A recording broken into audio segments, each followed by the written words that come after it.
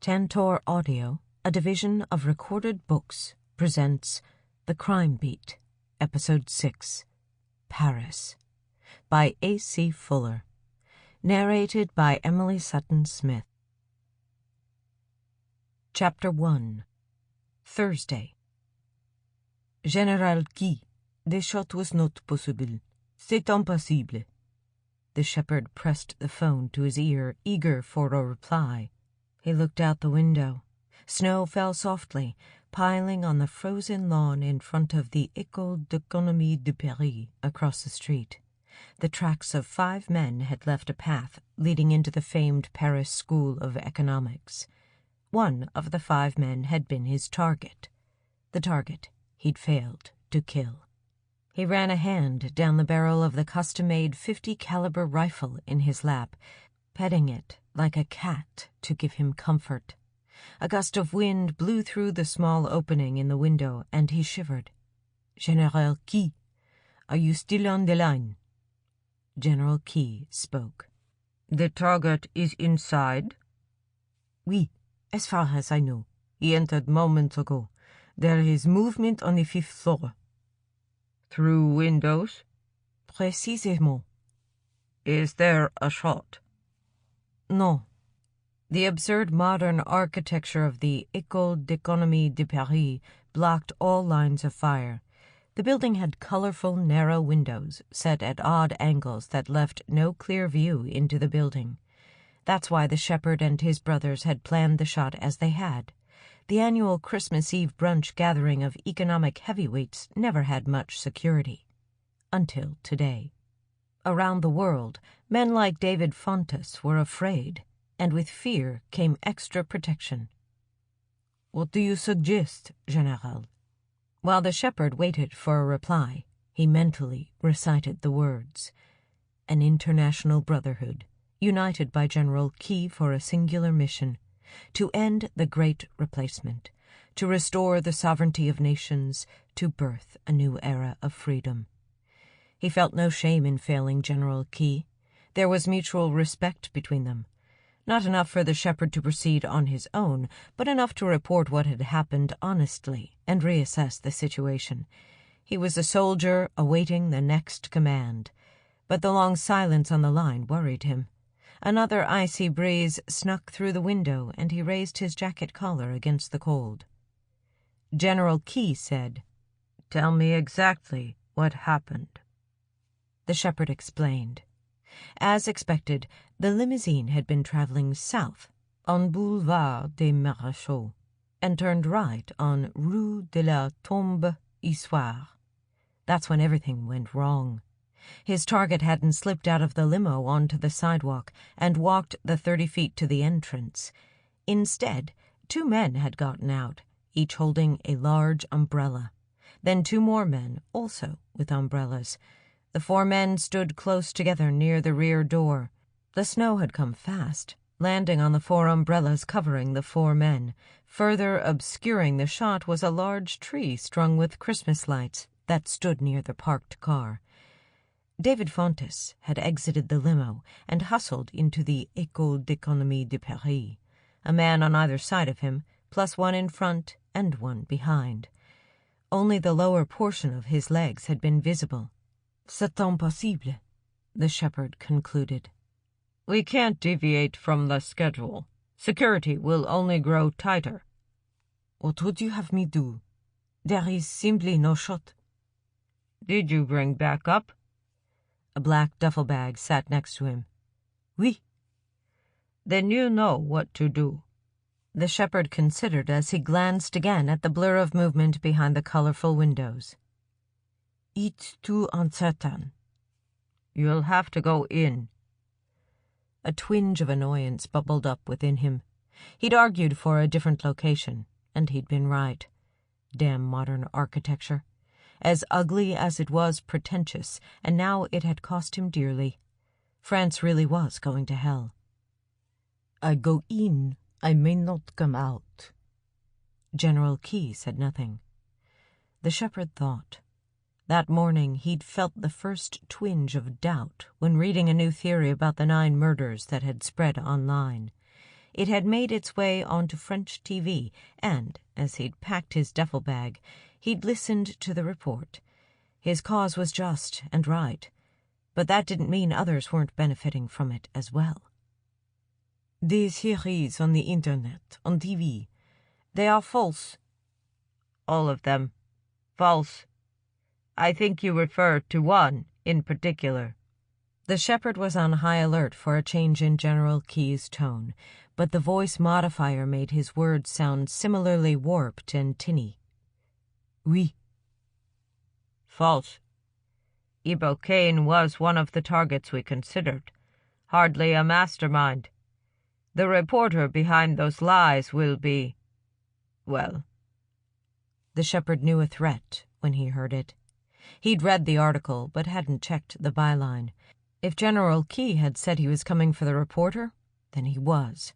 And if he was coming for the reporter, there could be truth to what she'd written.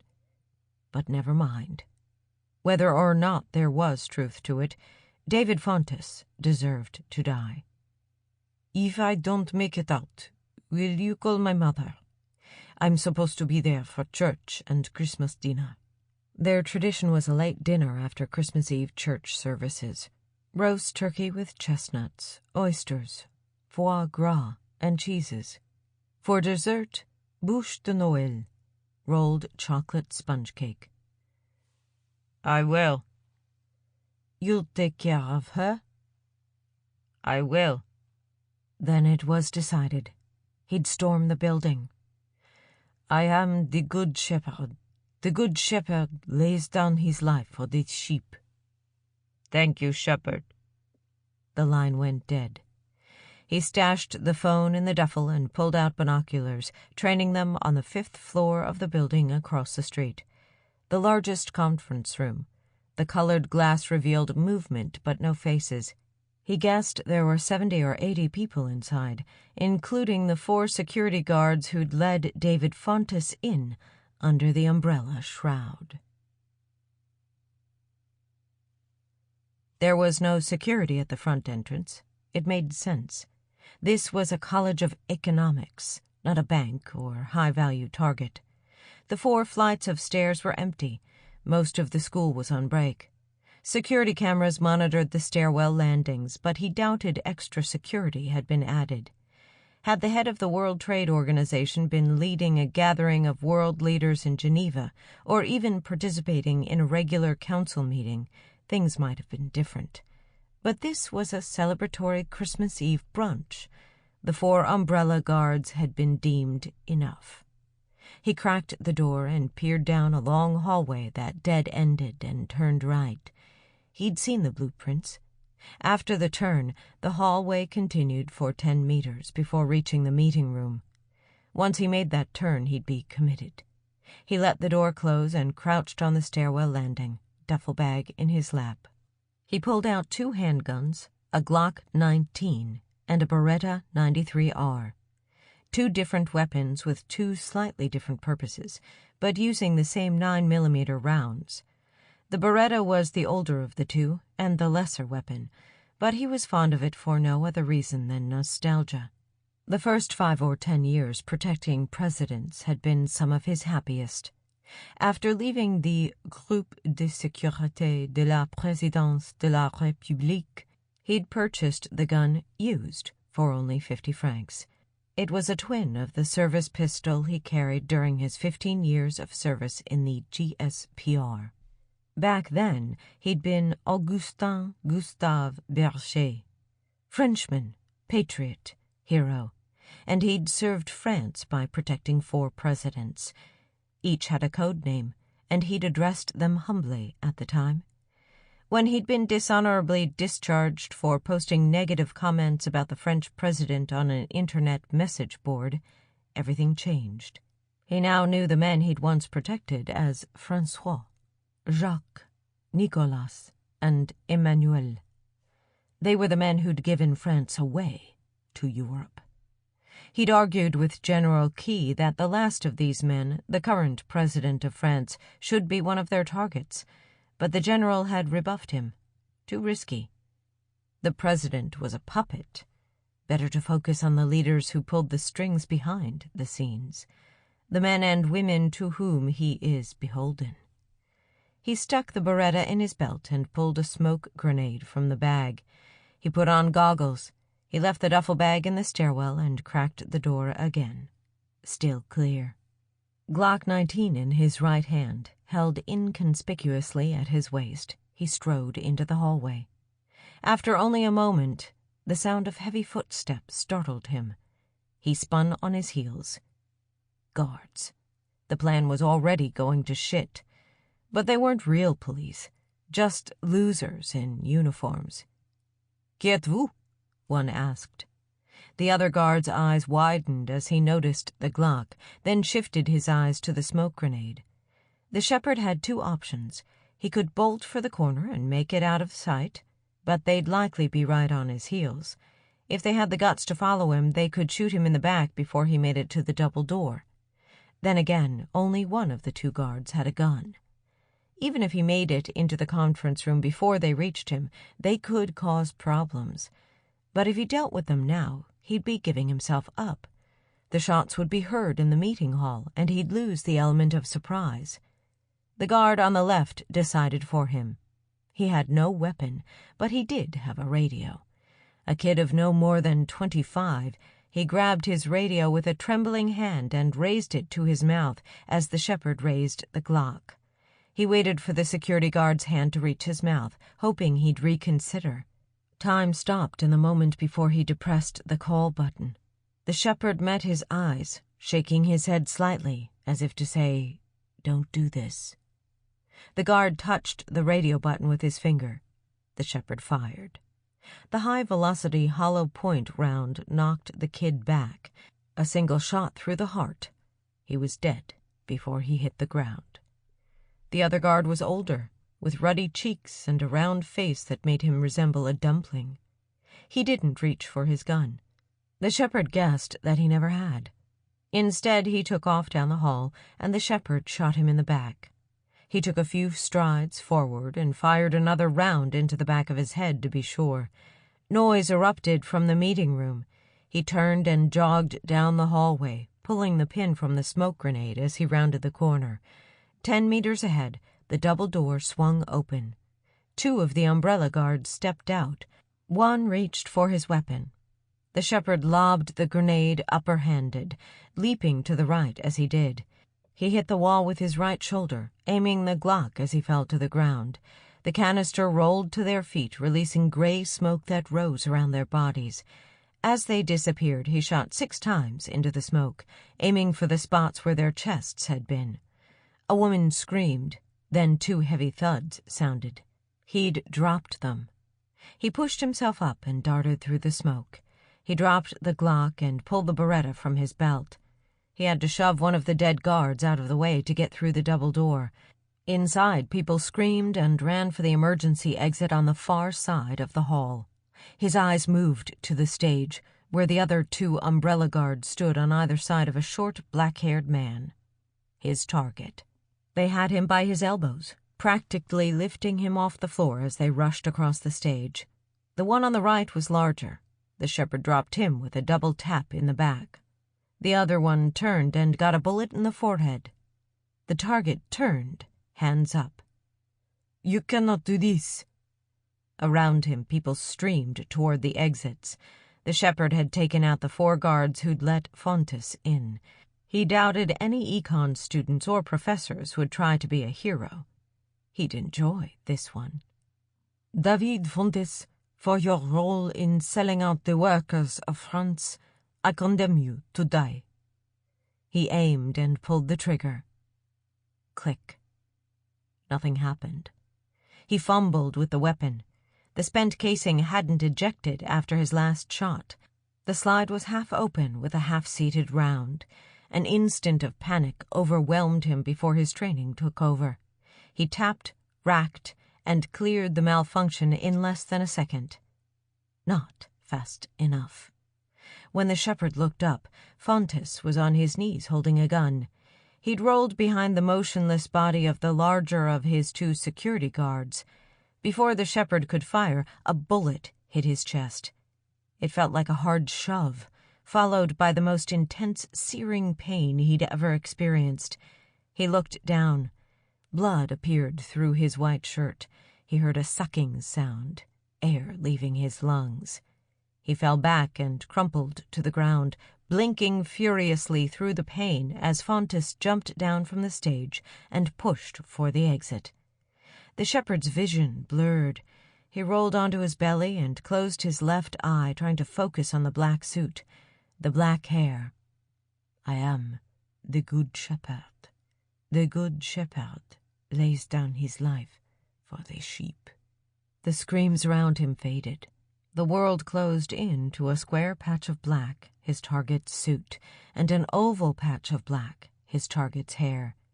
Using a last gasp of strength, he clicked the selector switch on the 93R to 3-round burst. He pulled the trigger. 2 bursts did the job. David Fontes hit the floor. The shots had connected with his upper back, probably hitting a lung, or both lungs. He'd die slowly over the next 5 or 10 minutes. The shepherd rolled onto his back and stared at the ceiling. He moved into the lights.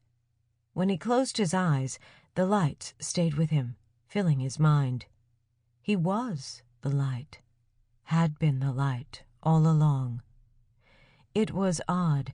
He didn't feel one way or another about accomplishing his mission. He'd thought it would feel different. As the light filled his whole body, he wondered whether General Key would take care of his mother, as promised.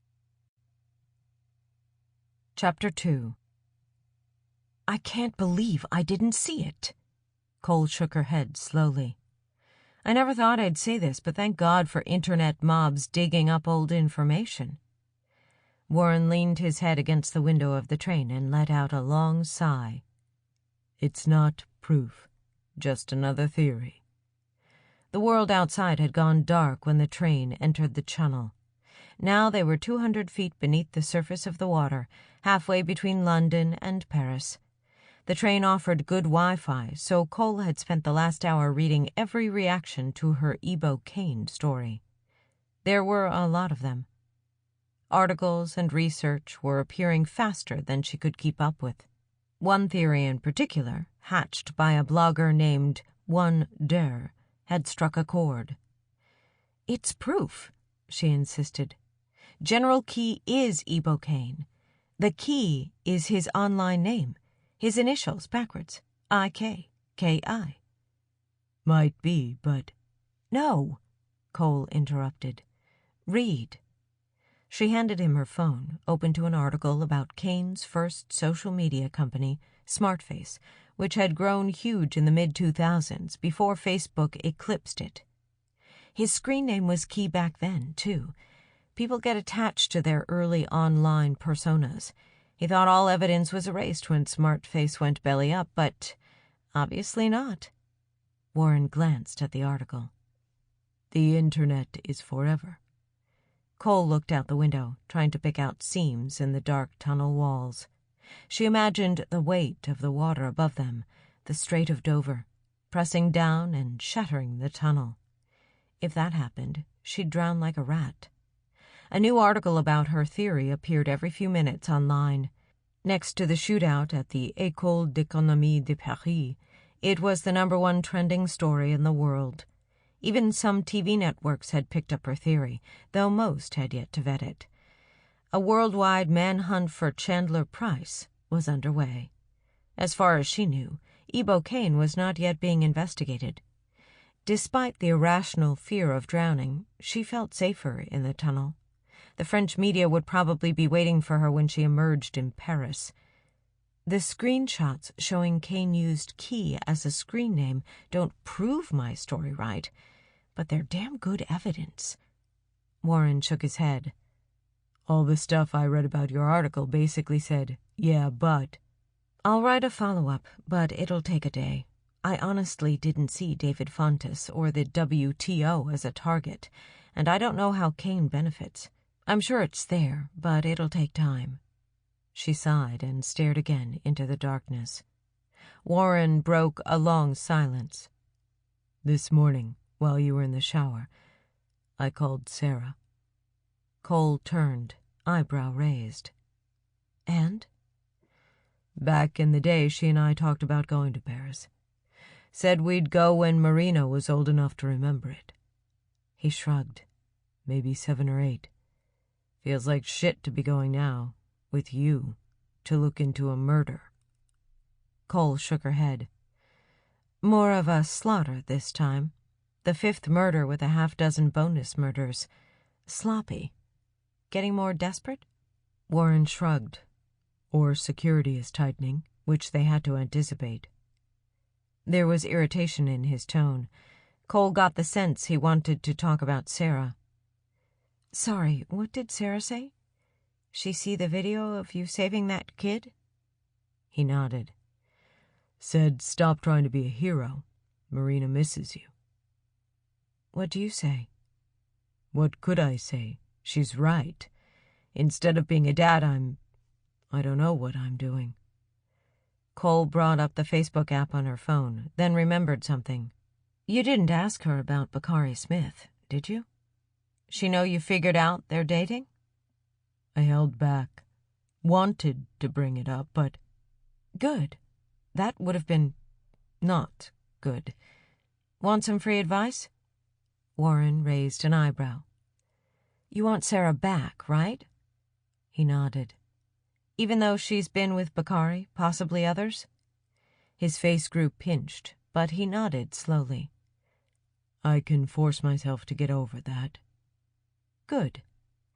Most women want to be with the father of their kids unless they're real scumbags. You've been sober for a long time now. 4 years?" "A little over." "Right.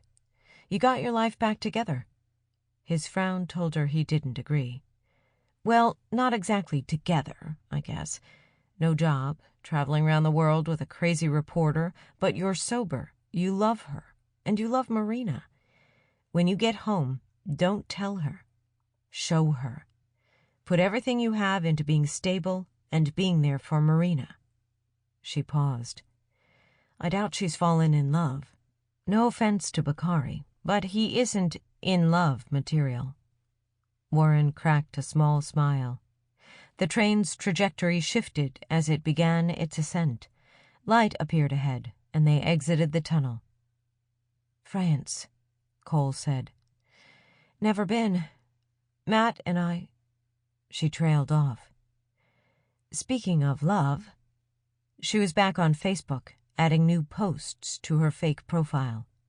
Warren looked down at her phone. "You're not gonna..." "I am." She scrolled through Julio Lopez's latest posts. More quotes from the Bible and a selfie at a soccer field that depicted him sweaty and smiling. Behind him in the photo stood a dozen men and women dressed in shorts and soccer cleats. The caption read, "Lucky to have a sunny day for our weekly game. No game next week, but come join us in the new year." The location tag indicated Memorial Park in Houston. A perfect opening. She sent him a friend request, then composed a private message. "Hey there, I'm new to Houston, and totally randomly met someone who said you organize co-ed soccer at Memorial Park on weekends. I played in high school, but want to get back into it. I hear you're an incredible keeper." Cole looked up when she felt Warren's eyes move from her screen to her face. "What?" "Keeper?" "It means goalie." Her tone took on a defensive note. "It's how real soccer fans talk. I looked it up." He shook his head. "You have no shame?" "If he was in on killing Matt, no. Hell no. If he wasn't..." She paused to consider. "Still no." She sent the message. "Ask me?" Warren said. "Totally wrong approach. Guys, unless they're a rare breed and truly full of themselves, totally confident, are skeptical when a hot woman shows interest. Look at his profile. He knows he's damaged goods. You need to be damaged, too, if you want him to buy it." She chuckled. "Damaged goods? That won't be hard to pull off." Warren smiled. I'd have chosen a less attractive woman for your picture. He pointed down at the beautiful black-haired woman on her profile. No way Lopez believes a woman that hot messages him about a soccer game. Two ways to view it. Cole turned off her phone. You could be right, but I think most men are led around by their desire to possess attractive women. They can't help it. Sure, they fight the urges to function in society, but on a fundamental animal level, they want nothing more than the attention of a beautiful woman. You think that's what I want? Cole studied his face. He squinted at her, half frowning. She squinted back. A smile broke out over his face. You trying to read me, Cole? I am reading you. And? No. Her voice grew serious. Most men never mature. You did. Maybe Afghanistan, or losing half your leg, or... It was losing Sarah, Marina. Forced me to look at myself. She nodded. In any case, you're no Julio Lopez.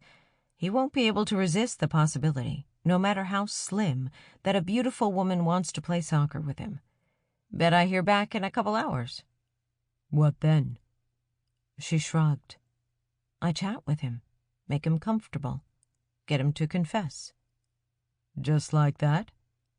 Warren looked skeptical. Yeah. If it doesn't work? Plan B. They rode in silence along the coast as the English Channel drifted by outside the window to their right. The train turned southwest, passing through frozen countryside and small towns. They were almost to Paris. Another thing, Warren said. Your theory was basically that École is behind these murders for business reasons, not political reasons. If that's true, and it's also true he's the General Key. He cocked his head to the side and trailed off. He didn't need to finish. Cole had been wondering the same thing.